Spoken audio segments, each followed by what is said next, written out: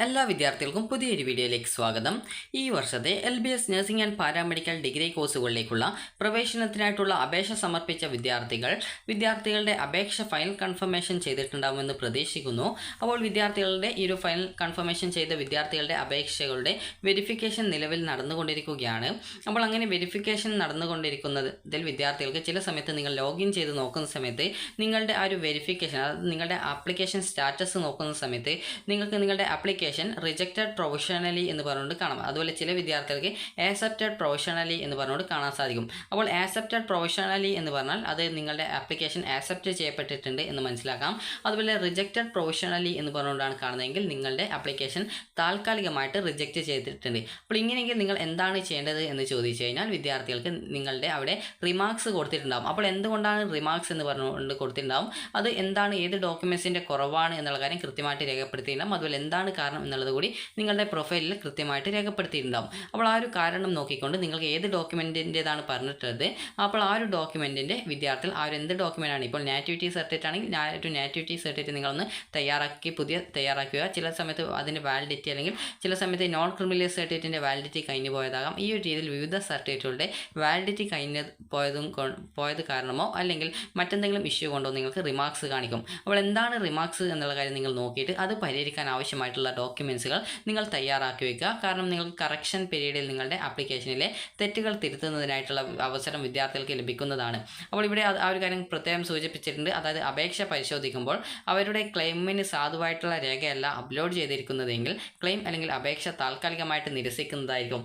അപേക്ഷകരുടെ അപേക്ഷ പരിശോധിച്ചതിന് ശേഷമുള്ള സ്റ്റാറ്റസ് അപേക്ഷകരുടെ ആ ഒരു ലോഗിൻ പോർട്ടലിൽ പ്രസിദ്ധീകരിക്കും. അപേക്ഷകർ അത് ലോഗിൻ ചെയ്ത് പരിശോധിക്കേണ്ടതാണ്. അതിൽ ആവശ്യപ്പെടുന്ന സർട്ടിഫിക്കറ്റുകൾ നിങ്ങൾ തയ്യാറാക്കി വയ്ക്കുക, അതായത് വാങ്ങി വയ്ക്കുക. അതിനുശേഷം ഈ ഒരു തിരുത്തൽ സമയത്ത് നിങ്ങൾക്ക്, അതായത് ഈ ഒരു കറക്ഷൻ പീരീഡ് ഉണ്ട്, അപ്പോൾ ആ ഒരു കറക്ഷൻ പീരീഡിൽ നിങ്ങൾക്ക് ആവശ്യമായിട്ടുള്ള ഡോക്യുമെൻറ്റുകൾ അപ്ലോഡ് ചെയ്യാനുള്ള അവസരം കിട്ടും. തിരുത്തൽ സമയത്ത് ഈ ഒരു അപ്ലോഡ് ചെയ്യാത്തവരുടെ ക്ലെയിം അല്ലെങ്കിൽ ആപ്ലിക്കേഷൻ നിരസിക്കപ്പെടുന്നതായിരിക്കും. അതുപോലെ തിരുത്തൽ സമയം പിന്നീട് പ്രസിദ്ധീകരിക്കുന്നതാണ്. അതായത് വിദ്യാർത്ഥികളുടെ ആപ്ലിക്കേഷനിൽ എന്തെങ്കിലും എറേഴ്സോ മറ്റോ ഉണ്ടെങ്കിൽ നിങ്ങളുടെ ആപ്ലിക്കേഷൻ ചിലപ്പോൾ റിജക്റ്റഡ് ആവാം, ചിലപ്പോൾ നിങ്ങളുടെ ക്ലെയിം, അതായത് സംവരണ വിവരങ്ങൾ ആ ഒരു ഡോക്യുമെൻറ്റ് റിജക്റ്റ് ചെയ്യപ്പെടാം. അപ്പോൾ അങ്ങനെ റിജക്റ്റ് ചെയ്യപ്പെട്ടിട്ടുണ്ടെങ്കിൽ നിങ്ങൾ ശ്രദ്ധിക്കണം, നിങ്ങളുടെ ആപ്ലിക്കേഷൻ കറക്ഷൻ പീരീഡ് ഉണ്ട്. അപ്പോൾ ആ ഒരു കറക്ഷൻ പീരീഡിൻ്റെ ആ ഒരു ടൈം പിന്നീട് പ്രസിദ്ധീകരിക്കും. അപ്പോൾ ആ ഒരു സമയത്ത് നിങ്ങൾ കൃത്യമായിട്ട് ആ ഒരു കറക്ഷൻ ടൈമിൽ നിങ്ങളുടെ ആപ്ലിക്കേഷനിൽ എന്താണ് ആ ഒരു കറക്ഷനായിട്ട് പറയുന്നത് അതുമായി ബന്ധപ്പെട്ട്, ഇപ്പോൾ ഡോക്യുമെൻറ്റിൻ്റെ കാര്യമാണെങ്കിൽ ആ ഒരു ഡോക്യുമെൻറ്റ്സ് പുതുതായിട്ട് തയ്യാറാക്കി, അതായത് ഇപ്പോൾ ഇൻകം സർട്ടിഫിക്കറ്റോ അല്ലെങ്കിൽ നോൺ ക്രിമിനൽ സർട്ടിഫിക്കറ്റ് ഒക്കെ ആണെങ്കിൽ അത് സ്റ്റേറ്റ് എഡ്യൂക്കേഷണൽ പർപ്പസ് ആണ് വേണ്ടത്. ചില സമയത്ത് നിങ്ങൾ സെൻട്രൽ എഡ്യൂക്കേഷണൽ പർപ്പസ് ആണ് അപ്ലോഡ് ചെയ്തതെങ്കിൽ ആ ഒരു രീതിയിലുള്ള ഇഷ്യൂ വരും. അപ്പോൾ അങ്ങനെയെങ്കിൽ ആ ഒരു രീതിയിൽ നിങ്ങൾ എന്ത് ഡോക്യുമെൻറ്റിൻ്റെ ആ ഒരു റിമാർക്സിൽ എന്താണ് കാണിക്കുന്നത്, അപ്പോൾ റിമാർക്സ് എന്തെങ്കിലും ഉണ്ടെങ്കിൽ ആ ഒരു റിമാർക്സ് നിങ്ങൾ കൃത്യമായിട്ട് അതിൽ പറഞ്ഞ പ്രകാരമുള്ള ഡോക്യുമെൻറ്റ്സുകൾ തയ്യാറാക്കി വെക്കുക. ഇനി അടുത്തതായിട്ടുള്ളത് PWD കോട്ടയാണ്. അതായത് PWD എന്ന് പറയുമ്പോൾ പേഴ്സൺ വിത്ത് ഡിസബിലിറ്റീസ്, അതായത് ഒരു PWD കോട്ടയിലേക്ക് അപേക്ഷ സമർപ്പിച്ച വിദ്യാർത്ഥികൾക്ക്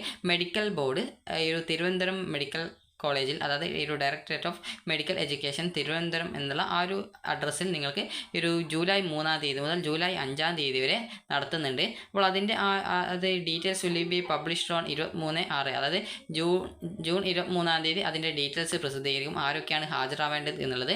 അപ്പോൾ ഭിന്നശേഷി വിഭാഗത്തിലുള്ള അപേക്ഷാർത്ഥികളുടെ അനുയോജ്യത എന്ന് പറയുമ്പോൾ നിങ്ങൾക്ക് ഏത് കോഴ്സ് പഠിക്കാനായിട്ടാണ് നിങ്ങൾക്ക് എലിജിബിലിറ്റി ഉള്ളത് എന്നുള്ളത് നിർണ്ണയിക്കുന്നതിന് വേണ്ടിയിട്ട് ഒരു മെഡിക്കൽ ബോർഡ് എന്ന് പറയുമ്പോൾ ഡോക്ടേഴ്സൊക്കെയുള്ള ജസ്റ്റ് ഒരു ചെറിയൊരു പരിശോധനയാണ്. അപ്പോൾ അത് നിങ്ങൾക്ക് ഈ ഒരു 2025 ജൂലൈ 3, 4, 5 തീയതികളിൽ തിരുവനന്തപുരത്ത് വെച്ചിട്ടുള്ള ഈ ഒരു മെഡിക്കൽ വിദ്യാഭ്യാസ കാര്യാലയത്തിൽ വെച്ച് നടത്തുന്നതാണ്. കൂടുതൽ വിവരങ്ങൾ 23/6/2025 വെബ്സൈറ്റിൽ പ്രസിദ്ധീകരിക്കുന്നതാണ് എന്നാണ് പറഞ്ഞിട്ടുള്ളത്. അപ്പോൾ വിദ്യാർത്ഥികൾ ഈ ഒരു കാര്യങ്ങളൊക്കെ കൃത്യമായിട്ട് പരിശോധിക്കുക. നിലവിൽ നിങ്ങൾക്ക് ഇവിടെ ടെൻറ്റേറ്റീവ് അലോട്ട്മെൻറ്റ് ഷെഡ്യൂൾ പ്രസിദ്ധീകരിച്ചിട്ടുണ്ട്. ചില സമയത്ത് ആ ഒരു ഷെഡ്യൂൾ ചിലപ്പോൾ റിവൈസ് ചെയ്യുന്നതായിരിക്കും. അപ്പോൾ അതുകൊണ്ട് തന്നെ നിങ്ങൾ കൃത്യമായിട്ട് ഈ ഒരു വെബ്സൈറ്റ് ഡെയിലി സന്ദർശിക്കുക. അപ്പോൾ വിദ്യാർത്ഥികൾക്ക് ഈ ഒരു ആപ്ലിക്കേഷൻ്റെ കറക്ഷൻ ടൈമിൽ നിങ്ങൾക്ക് എന്തെങ്കിലും ഡോക്യുമെൻറ്റ്സ് നിങ്ങൾക്ക് ഈ ഒരു റിമാർക്സ് ആയിട്ട് കൊടുത്തിട്ടുണ്ടെങ്കിൽ അത് പരിഹരിക്കുന്നതിനായിട്ട് നിങ്ങൾക്ക് ആ ഒരു സമയത്ത് നിങ്ങൾക്ക് അപ്ലോഡ് ചെയ്ത് കൊടുക്കാവുന്നതാണ്. അപ്പോൾ നിലവിൽ നിങ്ങൾ പ്രൊഫൈൽ ലോഗിൻ ചെയ്ത് എന്തെങ്കിലും അങ്ങനെ റിമാർക്സ് കൊടുത്തിട്ടുണ്ടോ, എന്താണ് റിമാർക്സിനായിട്ടുള്ള കാരണം പറഞ്ഞിട്ടുള്ളത് എന്നുള്ള കാര്യം കൃത്യമായിട്ട് നിങ്ങൾ നോക്കുക. ചില സമയത്ത് നിങ്ങൾ അപ്ലോഡ് ചെയ്ത ഡോക്യുമെൻറ്റിൻ്റെ വാലിഡിറ്റി കഴിഞ്ഞതായിരിക്കാം, അല്ലെങ്കിൽ സ്റ്റേറ്റ് എഡ്യൂക്കേഷണൽ പർപ്പസ് എന്നുള്ളതിന് പകരം സെൻട്രൽ എഡ്യൂക്കേഷണൽ പർപ്പസ് ആയിരിക്കാം.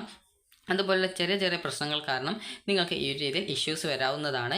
അപ്പോൾ അതുകൊണ്ട് തന്നെ നിങ്ങൾ ശ്രദ്ധിക്കണം, നിങ്ങളുടെ പ്രൊഫൈലൊന്ന് പരിശോധിക്കുക, എന്തെങ്കിലും റിമാർക്സോ മറ്റോ വന്നിട്ടുണ്ടോ, അങ്ങനെ വന്നിട്ടുണ്ടെങ്കിൽ എന്തിൻ്റെ ആ ഒരു കാര്യമാണ്, എന്ത് കാര്യം കൊണ്ടാണ് അങ്ങനെ വന്നിട്ടുള്ളതെന്ന് കൃത്യമായിട്ട് നോക്കുക. അപ്പോൾ നിങ്ങൾക്ക് ഈ ഒരു വീഡിയോ ഉപകാരപ്രദമായിട്ടുണ്ടെങ്കിൽ ലൈക്ക് ചെയ്യുക, ഷെയർ ചെയ്യുക. Thank you for watching.